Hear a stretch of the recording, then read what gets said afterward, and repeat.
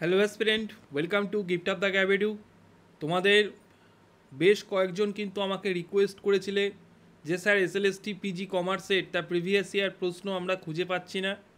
তো আমি special thank two Prosenjit আমার কিন্তু স্টুডেন্ট, এবং প্রসেনজিৎ 2016 সালে পরীক্ষাটা দিয়েছিল, এবং আমিও দীর্ঘদিন ধরে কিন্তু কোশ্চেন খুঁজে পাচ্ছিলাম না। তো প্রসেনজিৎই কিন্তু ব্যবস্থা করেছে। তো আজকে আমি তোমাদের সাথে কমার্স প্রিভিয়াস ইয়ার অর্থাৎ 2016 সালে ফার্স্ট এসএলএসটি যে 55টি প্রশ্ন এসেছিল সেইগুলো নিয়ে কিন্তু স্যার আলোচনা মূলত করব, সেগুলো কিন্তু তোমাদেরকে দেখাবো।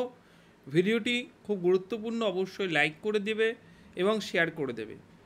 ফর্ম ফিল আপ তো তোমরা সকলেই জানো যে ফর্ম ফিল আপ কিন্তু শুরু হয়েছে এসএলএসটি পিজি কমার্সের জন্য। সেক্ষেত্রে আর অপেক্ষা না করে যারা ভর্তি হতে ইচ্ছুক তারা চ্যানেলে অনেকগুলো বেশ কিছু ক্লাস করানো রয়েছে, সেগুলো অ্যাজ এ ডেমো আকারে দেখে নাও, এবং তোমার যদি ভালো লাগে, বুঝতে পারছো, মনে হয় যে হ্যাঁ আমি যেটা বলছি স্যার তুমি বুঝতে পারছো, তাহলে অবশ্যই যুক্ত হয়ে যেও। সময় নষ্ট করো না। যদি বাড়িতেও প্রিপারেশান নেওয়ার থাকে সেলফ স্টাডি করো বই কিনে, তাতেও কোনো অসুবিধা নেই। চ্যানেলটা ফলো করো, চ্যানেলে তো বিভিন্ন আমরা স্টাডি মেটেরিয়ালের রেফারেন্স বলো, বিভিন্ন ক্লাসের রেফারেন্স বলো আমরা করাচ্ছি। সেক্ষেত্রে তুমি চ্যানেলটা ফলো করলেও বাড়িতে প্রিপারেশান নিলেও তোমার অনেকটা কিন্তু হয়ে যাবে। ঠিক আছে, একটাই রিকোয়েস্ট যে স্যার বসে থেকো না, আর যাই করো। যারা ইচ্ছুক রয়েছে গিফট অফ দ্য ক্যাভিটি থেকে প্রিপারেশান নিতে, তারা আমাদের অ্যাডমিশন হেল্পলাইন নম্বর 9564423823 এই নম্বরে হোয়াটসঅ্যাপ করবে। ডিটেলস তো দেওয়া রয়েছে, ওয়ান টাইম পেমেন্টের ব্যবস্থা রয়েছে এবং পার্ট পেমেন্টেরও ব্যবস্থা কিন্তু আমরা রেখেছি। সরাসরি কোশ্চেনে চলে আসছি। দেখো, এটা হলো এসএলএসটি পিজি 2016 সালের প্রশ্ন। মূলত আমরা আজকে কোন জায়গাটা নিয়ে আলোচনা করব? তুমি যদি গিফট অফ দ্য ক্যাভিডু চ্যানেল ফলো করে থাকো, তুমি হয়তো স্যার দেখেছো যে আমরা প্রসেস কস্টিং এবং মার্জিনাল কস্টিং কিন্তু করিয়েছি। ঠিক আছে, ক্লাসেও এবং হলো চ্যানেলেও কিন্তু তুমি লাইভ সেকশানে চলে যাবে, সেখানে কিন্তু পাবে। তার সাথে সাথে মানি মার্কেটটাও আমরা করিয়েছি। ক্যাপিটাল মার্কেট সম্পর্কে খুব তাড়াতাড়ি লেকচার কিন্তু আপলোড হয়ে যাবে চ্যানেলে। ঠিক আছে, তো আমি শুরুতেই, যেহেতু আমি প্রসেস কস্টিং আর মার্জিনাল কস্টিং করিয়েছি, তাই প্রসেস কস্টিং থেকে কি প্রশ্ন এসেছে সেটা আগে দেখে নেব। তোমরা চেহারা দেখতে পাচ্ছ, এই হলো কোশ্চেনের চেহারা। আচ্ছা, চলো, তো প্রসেস কস্টিং থেকে আমরা দেখে নিই কী প্রশ্ন দিয়েছে। দেখো, প্রসেস কস্টিং থেকে কোশ্চেন নাম্বার 12, কোশ্চেন বাংলা এবং ইংলিশ দুটোই কিন্তু দেওয়া রয়েছে। বলছে process loss in excess of estimated loss arise mainly due to কি? Use of inferior quality of raw materials, employment of inefficient labor, operational inefficiency, না none of this। সলভটা হয়তো তুমি দেখতে পাচ্ছ, কারণ এটা কিন্তু আমরা করিয়েছি ব্যাচে, সলভটা কিন্তু রয়েছে। তো প্রসেস লসটা কি হচ্ছে একটু বলি।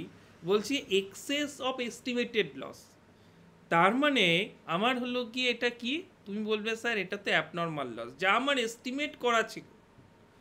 তুমি স্যার এস্টিমেটেড লস তুমি ধরে রেখেছি যে আমার 5% হলে আমি ধরে রেখেছি যে আমার এস্টিমেটেড লস হবে, সেইখানে প্রসেস লসটা 10% হয়ে গেছে। তখন তুমি তাকে কি বলবেছে? তুমি বলছো স্যার তাকে অ্যাবনর্মাল লস বলছো। এই অ্যাবনর্মাল লস অ্যারাইজ হচ্ছে কারণ কি? মেনলি ডিউ টু, তুমি বলবে অবশ্যই আমার use of inferior quality of raw materials, কারণ এটাই কিন্তু প্রসেস কস্টিংয়ের সাথে রেলেভেন্ট। অপশান বিসিডিও কিন্তু, বিসিও রেলেভেন্ট, কিন্তু প্রসেস কস্টিংয়ের সাথে কিন্তু নয়। হ্যাঁ, তুমি বলবে ইনএফিশিয়েন্ট লেবার লাগালেও তো স্যার অ্যাবনর্মাল লস আসতে পারে। হ্যাঁ, আসতেই পারে, কিন্তু মোর এফিশিয়েন্ট কিন্তু sir option A, use of inferior quality of raw materials, অর্থাৎ খারাপ গুণমানের কাঁচামাল ব্যবহারের জন্য। ঠিক আছে, অপশান, তাই জন্য A is the right answer. Process costing থেকে তারা দেখলে ক্লাস করেছে কিন্তু অনেকটাই উপকার পেয়েছো। তারপরে দেখো 13 নম্বর কোশ্চেনটা, এটাও প্রসেস কস্টিং থেকে বলছে। বলছে input in a process 200 unit, normal loss 10%, if output 175 unit, processing has result in কত? নর্মাল লস হবে, অ্যাবনর্মাল লস হবে, অ্যাবনর্মাল গেইন হবে, অ্যাবনর্মাল লস হবে, না নান অফ দিস? তো আমরা যদি স্যার তুমি এখানে সরাসরি প্রসেস অ্যাকাউন্ট বলে তুমি করে ফেলবে, এখানে হলো প্রসেস, ধরো আমি এখানে একটা প্রসেস অ্যাকাউন্ট খুললাম, তোমাদের প্রসেস 1 অ্যাকাউন্ট, তাহলে 2 এখানে দেখো আমার কি বলেছে, আমার ইনপুট কত বলেছে 200 ইউনিট, তাহলে 2 মেটেরিয়াল হিসেবে আমি স্যার 200 ইউনিট লিখছি। নর্মাল লস স্যার কত বলেছে আমার 210% বলেছে, অর্থাৎ 210% আমি যদি স্যার করি, ফিনিশ গুডসে কত গেছে তুমি বলবে স্যার ফিনিশ গুডসে স্যার আমি 175 গেছে, তাহলে 175 আর 20 195, তাহলে 5 ইউনিট স্যার পড়ে রয়েছে, এটা কি হবে তুমি বলবে স্যার এই 5 ইউনিট কিন্তু আমার অ্যাবনর্মাল লস, কারণ অ্যাবনর্মাল লস স্যার কী হবে এদিকে হবে, অ্যাবনর্মাল গেন যদি হতো তাহলে স্যার এদিকে হতো, তাই না? অ্যাবনর্মাল লস 5 ইউনিট, যেটা কিনা অপশান সিতে রয়েছে, 5 ইউনিট আমার কি হচ্ছে অ্যাবনর্মাল লস কিন্তু হচ্ছে, তাহলে আমার মিলে গেল, তাহলে 175 আর হলো গিয়ে তাহলে আমার 175 আর 5 180, এই দিকেও স্যার আমার বোথ সাইড কিন্তু আমার মিলে গেল, বোথ সাইড কত হয়ে গেল আমার 200 মিলে গেল, ঠিক আছে? তাহলে এটা হলো আমার কি না অ্যাবনর্মাল লস 5 ইউনিট। আচ্ছা, নেক্সট দেখো বলেছে 14, খুব কি কঠিন অঙ্ক? কঠিন অঙ্ক নয় স্যার, বলছে cost volume profit analysis assist managerial personal in, cost volume analysis করছে, অর্থাৎ সিভি অ্যানালাইসিসকে আমরা স্যার জানি যে মার্জিনাল কস্টিং বলা হয় বা ভ্যারিয়েবল কস্টিং বলা হয়। প্রথম দিন স্যার আমি ক্লাসে কিন্তু তোমাদের বলেছি, তোমাকে দিয়ে দিল যে CVP analysis also known as marginal costing, এই সেই, তো সঠিক উত্তর স্যার হয়ে যাবে তখনই মার্জিনাল কস্টিং। তাহলে বলছে যে cost volume profit analysis assist managerial personal in profit planning, cost planning, decision making, all of this. তাহলে দেখো সিভিপি কস্ট এখানে রয়েছে, ভলিউম রয়েছে, এখানে প্রফিট রয়েছে, সবগুলোই কিন্তু আমি নামের মধ্যেই কস্ট ভলিউম প্রফিট কিন্তু পাচ্ছি। তাহলে শুধুমাত্র অনেকে ডিসিশন মেকিং করে আসবে যে স্যার সিভিপি অ্যানালাইসিস তো মার্জিনাল কস্টিং ডিসিশন মেকিং কাজে, না শুধু ডিসিশন মেকিং না, ডিসিশন মেকিংয়ের সাথে সাথে প্রফিট প্ল্যানিংয়ের ক্ষেত্রে, কস্ট কন্ট্রোলের ক্ষেত্রে এবং ডিসিশন মেকিং তো অবশ্যই, এখানে option D all of this সঠিক উত্তর হবে, ঠিক আছে? চলো নেক্সট দেখো, আবার একটা মার্জিন অফ সেফটি বের করতে দিয়েছে। মার্জিন অফ সেফটি তোমাদের প্রফিট বাই পিভি রেশিও করেও করতে পারো, আগের দিন আমি স্যার করিয়েছিলাম তোমাদের, মানে ব্যাচে আমি করাচ্ছিলাম। ফিক্সড কস্ট বলা রয়েছে 5 লাখ, সেলস 50,000, সেলস বলা রয়েছে 2 লাখ, প্রফিট হলো 50,000 বলা রয়েছে, মার্জিন অফ সেফটি কত? তা তুমি জানো যে মার্জিন অফ সেফটি ফর্মুলা কি না? তুমি জানো sir total sale minus BEP sale. Total sale থেকে যদি আমি বিইপি সেল আগের দিন গ্রাফ এঁকে বুঝিয়ে দিয়েছি, দরকার পড়লে মার্জিন অফ সেফটি ক্লাসটা দেখে নিও, মানে মার্জিনাল কস্টিংয়ের ডে 1 ডে 2 দুটোই রয়েছে, চ্যানেলেই রয়েছে। তাহলে total sale minus BEP sale, তাহলে টোটাল সেল এখানে কত বলেছে? তুমি বলবে স্যার 2 লাখ। বিইপি সেল কত? তুমি বলবে স্যার জানি না। তাহলে বিইপি সেল কী করে বের করবো? তুমি বলবে স্যার বিইপি সেল ফর্মুলা তাহলে হলো fixed cost by PV ratio, তাই না? বিইপি সেল যদি স্যার আমি দেখি তাহলে ফিক্সড কস্ট বাই হলো গিয়ে পিভি রেশিও দিয়ে তুমি বিইপি সেল করতে পারো। তাহলে স্যার আমার এখানে তুমি যদি স্যার এখানে আমরা দেখতে যাই, fixed cost plus profit sir contribution আমি করেছি, কত? Fixed cost plus profit 1 lakh টাকা আমার কিন্তু কন্ট্রিবিউশন বেরিয়েছে। তাহলে এখানে ফিক্সড কস্ট আমার 50,000, পিভি রেশিও স্যার আমি যখন বের করেছি, পিভি রেশিওতে তো আমার স্যার কন্ট্রিবিউশন তো লাগবেই, কন্ট্রিবিউশন ছাড়া তো আমি পিভি রেশিও বের করতে পারবো না। তাহলে পিভি রেশিও স্যার বেরিয়েছে আমার কত না হলো 0.50। পিভি রেশিও আশা করি ফর্মুলা স্যার তোমরা জানো, সকলেই জানো পিভি রেশিও ফর্মুলা স্যার কী রয়েছে। 50% আমি এখানে দেখতেই পাচ্ছ সুন্দর করে কিন্তু স্যার পিভি রেশিও কিন্তু বের করা রয়েছে। 1 লাখ টাকা বাই হলো 2 লাখ ইন্টু 100, 50% হলো আমার পিভি রেশিও। তাহলে আমার করে দিলাম 50,000 বাই 50,000, 1 লাখ টাকা চলে আসলো। তাহলে এই 2 লাখ থেকে আমি 1 লাখ বাদ দিলে স্যার কী পড়ে থাকছে? তুমি বলবে স্যার আমার কিন্তু 2 লাখ থেকে 1 লাখ মার্জিন অফ সেফটি কিন্তু পড়ে থাকছে, অর্থাৎ টোটাল সেল থেকে বিইপি সেল বাদ দিলে 1 লাখ টাকা পড়ে থাকছে, ঠিক আছে? তুমি সংক্ষেপেও কিন্তু এটা কিন্তু করতে পারো। সংক্ষেপেও স্যার যেহেতু আমি কিন্তু প্রফিট যেহেতু বলে দিয়েছে, প্রফিট দিয়েও কিন্তু স্যার অঙ্কটা কিন্তু করতে পারো, প্রফিট বাই পি রেশিও দিয়েও কিন্তু স্যার করা যেতে পারে, বুঝেছো? প্রফিট বাই পি রেশিও দিয়েও কিন্তু অঙ্ক দুটো তিনটে ফর্মুলা ইউজ করতে পারো। আচ্ছা দেখো, তারপরে 16টা দেখো, বলছে when sales 5 lakh, PV ratio হলো গিয়ে 0.4, ভেরিয়েবল কস্ট। আগের দিনও স্যার এই টাইপের অঙ্ক করিয়েছি।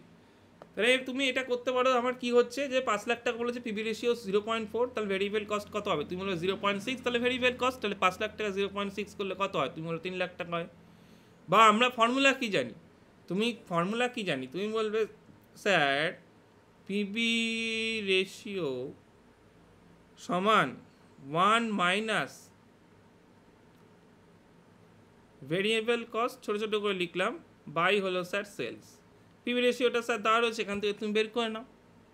কি খুব কঠিন কি অঙ্কগুলো লাগছে? অঙ্কগুলো করার পর তুমি বললে স্যার না অঙ্ক কিন্তু করার পর কঠিন লাগবে না।